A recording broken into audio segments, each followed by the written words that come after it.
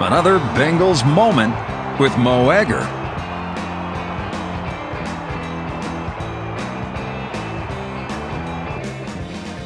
My name is Mo Egger. For the first time in 23 years, the Bengals are sitting on a 5-game winning streak as they welcome the Steelers to town on Sunday for a matchup at Paul Brown Stadium. It is, as it is every week, 4-down territory.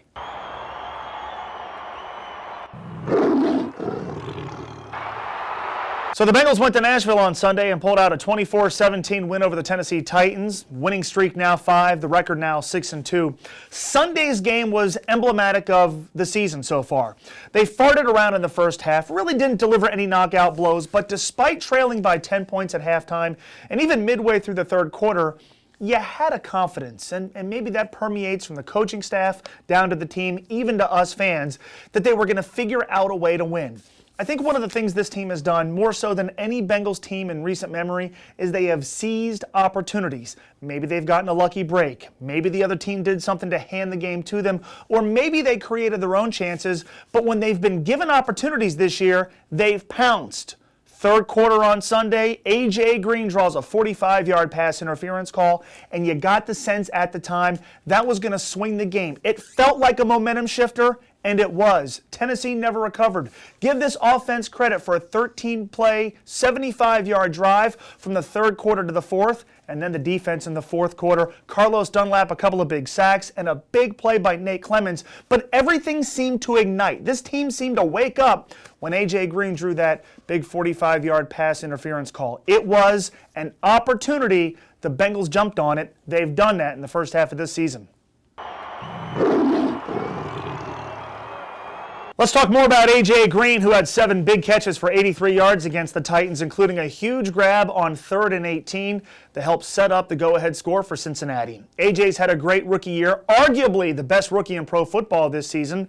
And I think back to the draft when I think of A.J. Green. They took him number 4 overall from Georgia. And one of the constant criticisms of this team around that time was they're going for the flash, and they're going for the style, and they're going to go get a guy that doesn't fill a need. I heard a lot in March and April. Look, you can get a wide receiver anywhere. Go get one in the 5th round and draft an offensive lineman. Or go get a quarterback and draft him with the 4th overall selection. It doesn't make any sense. You can get a wide receiver anywhere.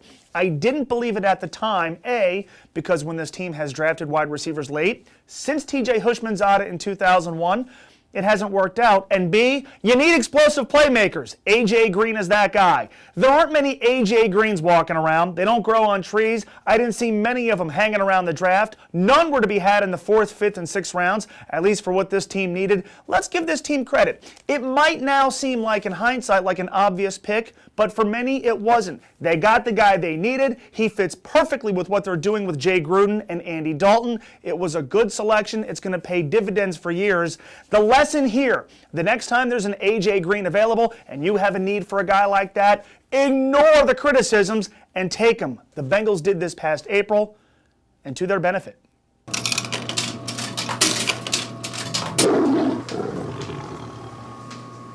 All right, so the Bengals are now 6-2, sitting on a 5-game winning streak, tied for first place in the AFC North, and I'm starting to get emails and tweets wondering when the national media is going to start paying attention. To an extent, they have. More national writers are writing about him. Big featured story on Yahoo.com this week.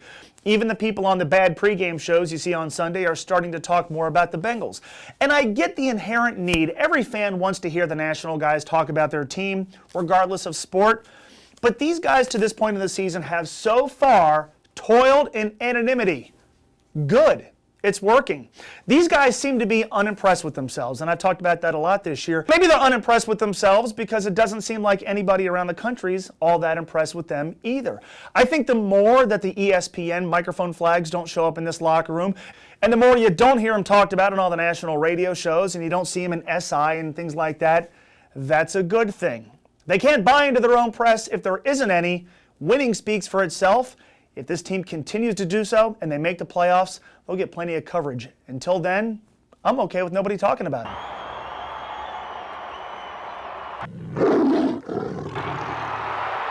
All right, so Bengals and Steelers on Sunday. I'm going to hold off until Friday before I give a prediction because, of course, I've got to break down game tape. This game, obviously, we always look forward to the Steeler game, more so than maybe any other on the schedule. It's going to be a huge weekend. The game is going to be sold out.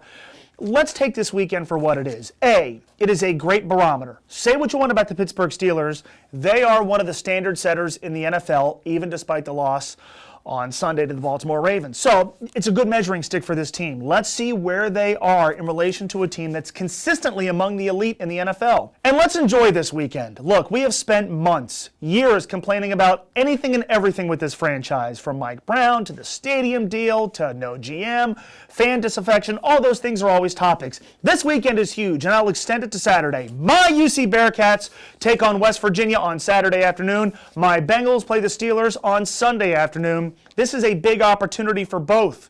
The Bearcats can really grab control of the Big East, and the Bengals can really put themselves in good position for a late season playoff push. They're not must-wins for either team, but the atmospheres are going to be incredible. The stakes are big. This is why you're a football fan. I ask this as somebody who can be as cynical and jaded as anybody, as somebody who criticizes for a living, as somebody who has been very, very harsh on the Bengals, and for that matter, UC football. Let's enjoy this weekend. Let's let the games speak for themselves. Let's have fun. Let's talk about it next week. It'll be another Bengals moment. Until then, email me, mo@ESPN1530.com, or send me a tweet at MoEgger1530. We'll talk to you next week on ESPN1530.com and 700WLW.com.